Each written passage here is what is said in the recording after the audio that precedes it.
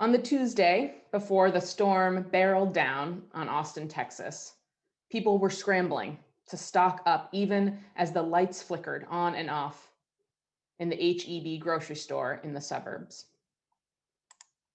And then the flickering stopped as the power went out completely. The line at the checkout aisles grew to 10 and then 20 carts deep as folks lined up to pay for their food and their basic supplies. There was stress palpably rising in the crowd. How were folks to pay if they only had a credit card? How were they to get cash if the ATM was out of power? This was just an additional layer of anxiety that had already been a hard and foreboding day. But then the management of the grocery store made a decision that sucked the frustration and the stress right out of the dark and crowded store. They began letting people leave with all their groceries without paying. Families and individuals just pushed their carts through the checkout line, waved on by employees who told them to get home safe now. Carts piled with supplies to last a family days, necessary and important things, bread, milk, diapers, frozen veggies, batteries, all of it, free for the taking.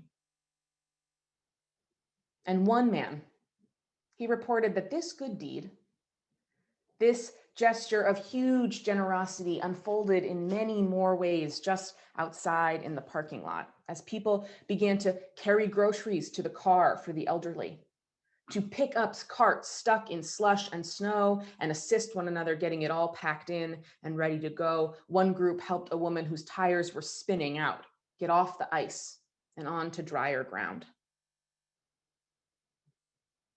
This month's theme is interdependence, the seventh principle of our faith. We are all bound up in this web of existence. We conceptualize this very abstract idea in a lot of different ways, but I think this story does a powerful and immediate job at making concrete what the power of that principle holds. Often, interdependence can feel burdensome. It can feel that we are being forced into relationship with those who don't care about us the same way. It can feel like we are being forced to accept help from those we don't want it from, that we are being held back or weighed down by the forces of hate and destruction that we are inextricably linked with, that interdependence actually traps us, keeps us beholden.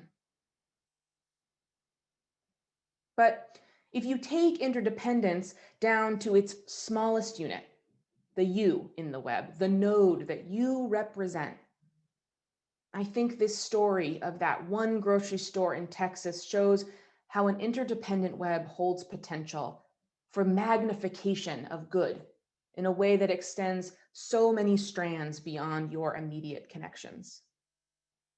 With interdependence, goodness begets goodness. Like dominoes or a Rube Goldberg machine, I think that one powerful act by the owners began to bear fruit right there in the parking lot, mere feet from the entrance. And then I think about the other ways, unreported, that it may have sown seeds and flowered throughout that day and beyond. Relieved of the immediate stress of paying for a huge load of groceries, perhaps George walked through the doors of his home and wrapped his kids in hugs, told his spouse how grateful he was for them, and felt a momentary reprieve from the crushing financial pressure of these times. Touched by the incredible generosity she experienced, Tina may have swung by her friend's house on the way home, sharing her load of groceries, realizing she got it for free and might as well spread the love. Buoyed by the sense that it actually might all work out all right, Alex let cars merge on the ride home. Despite the slippery conditions and the packed roads, there was just a little more space to be nice after someone had shown Alex such kindness. These are some of the imagined ripple effects I see in my mind's eye unfolding that day. Each person who exited the door of that supermarket with a cart of free groceries was reminded for a moment, when everything in their lives told them that it was every person for themselves, that no one was looking out for them. They were shown a kindness that reminded them it didn't have to be that way. It doesn't have to be that way. We could, in fact, live differently, live easier, if we acknowledge the power we each have to transform the conditions for one another all day, every day. In the stone soup story that we heard during Time for All Ages, goodness begets goodness again. Each person is inspired by the actions of others, seeing for the first time not what they were unable to offer, but instead just how much they could. The willingness of their neighbors to play a part demonstrated how each could play a part. As each person experienced generosity, it blossomed anew in another and was made real in their contributions to the stone soup. The soup went from needing suggestions from the monks as to what might make it better to all of a sudden the villagers themselves began imagining what else could be added. Bean curd, noodles, yam. Their moral imaginations grew alongside their culinary imaginations. Where they before saw no possibility, they now were inspired to see many. Kriti Sharma is a microbiologist who published a slim book entitled Interdependence, Biology and Beyond. In it, she asserts that we need a fundamental shift away from thinking about interdependence as individuals or objects simply interacting, and towards thinking about interdependence as mutually constituted. She writes, "The world is not a place that is created once and then waits for us to discover it. The world comes into being moment by moment, dependent upon our participation." To use the stone soup as an example, the soup was water. It was warm water with rocks in it. It didn't become soup until the villagers participated in making a soup, ingredient by ingredient, until it became fragrant and nourishing, until it delighted them all and became reason for celebration. The soup was not worth being excited over until the alchemy of cooking brought it into being, when all the carrots and the noodles and the mushrooms and the onions began to meld their flavors, to work in combination with one another through heat and time, to emerge as a soup that a villager would pick up a bowl and marvel at how each ingredient became something greater than it was on its own. So all played a part, mutually constituted. The monks for planting the idea, the villagers for their generosity, the fire for its properties of heat, the pot for its ability to retain the warmth, the vegetables for their vitamins and fiber and color, and our tongues to receive it. All made warm water into soup. Goodness begets goodness. Moving through the world, conscious of your ability to co-create it, of your reality being mutually shared by those around you, it invites us to move from solo survival mode and into one that invites others in, that acknowledges others around you, that raises their awareness of their own potential too. And it invites in wonder at our own power to affect change and at the incredible bounty that exists inside each whirring moment of time. Moment by moment, goodness can beget goodness. In the past year, one of the greatest sources of wonder for me, the most powerful example of interdependence in action, has been the flourishing of mutual aid societies. Dean Spade tells us that mutual aid is cooperation for the common good.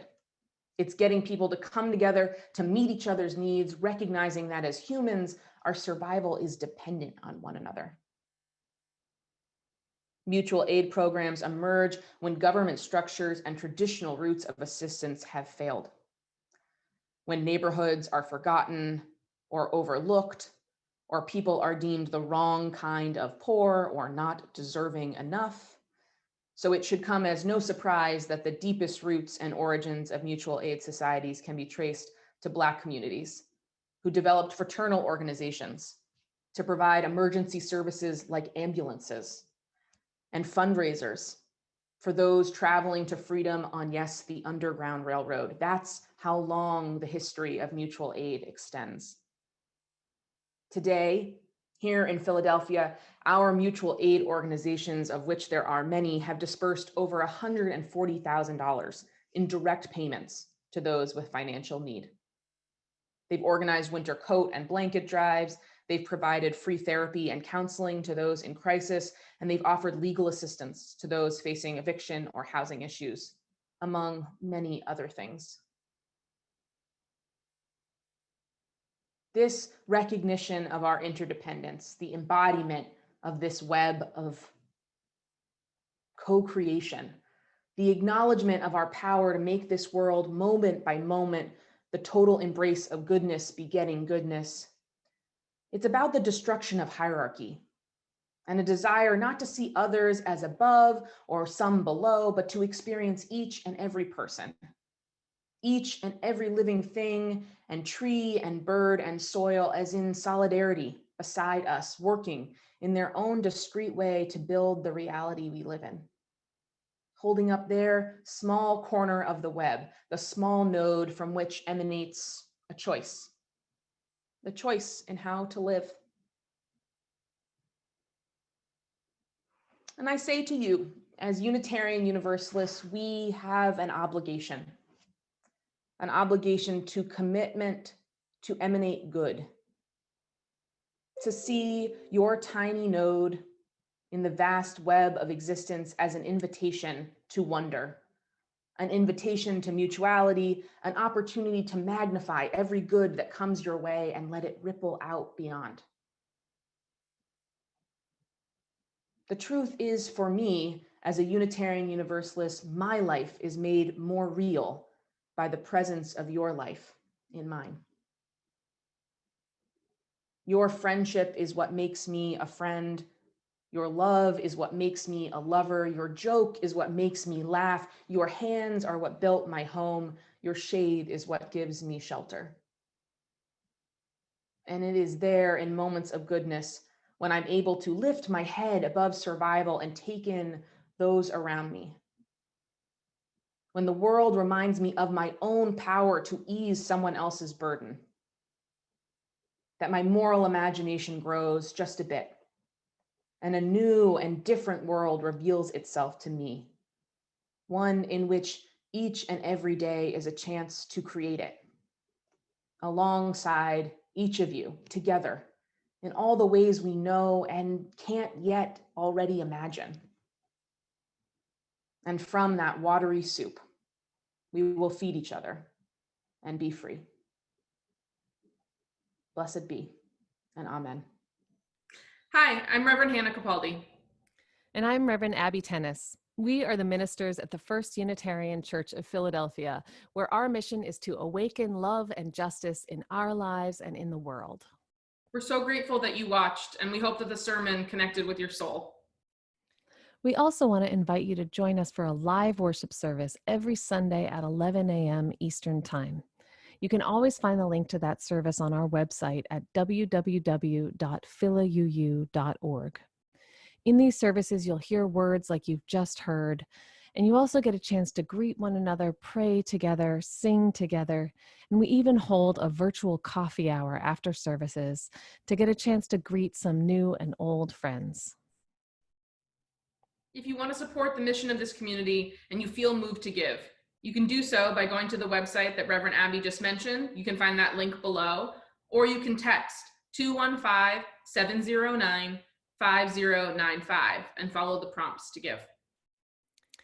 If someone in your life needs to hear these words today, we encourage you to share this video. And again, thank you so much for watching. We hope to see you soon.